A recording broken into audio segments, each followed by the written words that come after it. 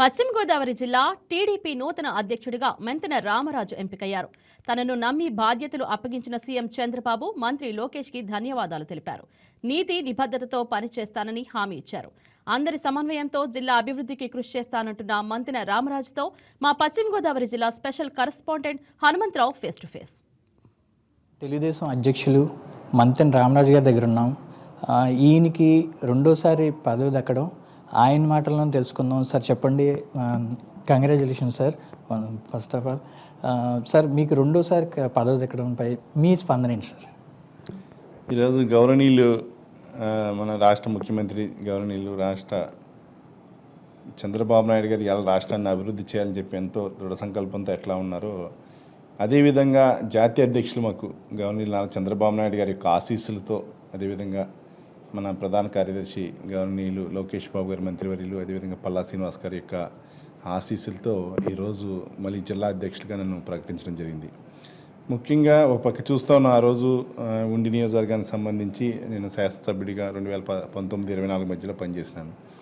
అటువంటి సమయంలో ఒక ప్రత్యేకమైన పరిస్థితుల్లో ఆ రోజు త్రిబుల్ ఆర్ గారికి సీట్ ఇవ్వడం జరిగింది. ఆ రోజు నుంచి కూడా గౌరవ పార్టీ అధ్యక్షులు నాకు ఏదైతే ఏపీఐసీ చైర్మన్గా కానీ జిల్లా అధ్యక్షులుగా కానీ కొనసాగడం జరుగుతూ ఉంది. మరొకసారి అవకాశం ఇచ్చినందుకు జాతీయ అధ్యక్షుల వారికి తెలుగుదేశం పార్టీ తరఫున ధన్యవాదాలు తెలియజేసుకుంటున్నా. అదేవిధంగా జిల్లాలోకి వచ్చేటప్పటికి గౌరవ మంత్రివర్యులు మన యొక్క రామానాయుడు గారు కానీ, గౌరవ శాసనసభ్యులు పితాని సత్యనారాయణ గారు, అదేవిధంగా త్రిబుల్ ఆర్ గారు, అదేవిధంగా రాధాకృష్ణ గారు, అదేవిధంగా తోట సీతారామలక్ష్మి గారు, అదేవిధంగా మన ఇన్ఛార్జీలు రామరాజు గారు, అదేవిధంగా మన యొక్క బాబ్జీ గారు కానీ, అదేవిధంగా తెలుగుదేశం పార్టీ కుటుంబ సభ్యులందరూ కూడా, గౌరవ చైర్మన్లు కానీ, గౌరవ వివిధ కమిటీల్లో ఉన్నటువంటి వ్యక్తులు, రాష్ట్ర కమిటీల్లో ఉన్నటువంటి వ్యక్తులు కానీ, గ్రామ స్థాయి నుంచి కూడా మండల స్థాయి నుంచి కూడా అందరూ కూడా ఏకాభిప్రాయంతో మాకు రామరాజు గారు అయితే బాగుంటుందని చెప్పి వారు నన్ను అందరూ సపోర్ట్ చేశారు. ఇవాళ కార్యకర్తల సహాయ సహకారంతో కానీ, జిల్లా నాయకుల సహాయ సహకారంతో కానీ ఈరోజు మరొకసారి అధ్యక్ష పదవి నాకు ఇవ్వడం జరిగింది.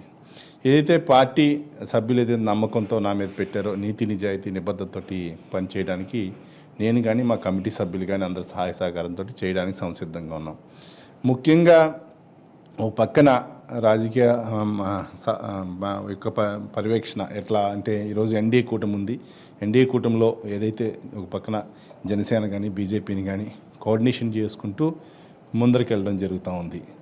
ముఖ్యంగా గౌరవ ఇన్ఛార్జ్ మంత్రి వర్యులు కూడా ఈరోజు అధ్యక్షుల పదవి విషయంలో 3-man కమిటీ వేసినప్పుడు వారు కూడా వారి యొక్క అడగటం కానీ, అదేవిధంగా ఎవరైతే ఈరోజు మనకు సంబంధించి త్రిసభ్య కమిటీ సభ్యులుగా వచ్చి మన నారాయణ గారు కానీ, అదేవిధంగా బాలాజీ గారు కానీ, చైర్మన్ గారు కానీ, ప్రకాష్ గారు కూడా కార్యకర్తల యొక్క మనోభావాలు తీసుకోవటం, అందరూ కూడా ఏకాభిప్రాయంతో నా పేరు చెప్పడం కూడా చాలా గర్వపడాలి.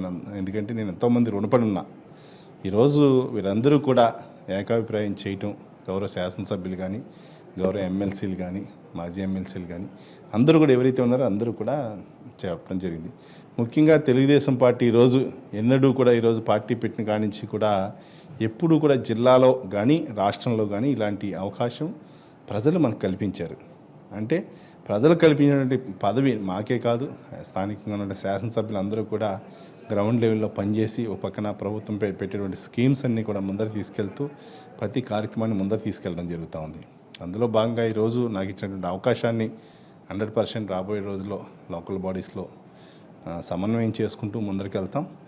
దానికి సంబంధించి మరొకసారి మా యొక్క శాసనసభ్యులకు కానీ, మా యొక్క జిల్లా మంత్రులకు కానీ, ఇన్ఛార్జ్ మంత్రులకు కానీ, రాష్ట్ర నాయకులకు కానీ అందరికీ కూడా ప్రత్యేకమైన కృతజ్ఞతలు తెలియజేసుకుంటున్నాను. ముఖ్యంగా కార్యకర్తలు ఈరోజు ఎన్ని ఒడిదుడుకులు వచ్చినా కూడా కార్యకర్తలందరూ కూడా పార్టీని ఎప్పటికప్పుడు 44 సంవత్సరాల నుంచి సుమారుగా పార్టీని ఇప్పుడు అలాగా నిలబెట్టుకుంటూ వస్తూ ఉన్నారు.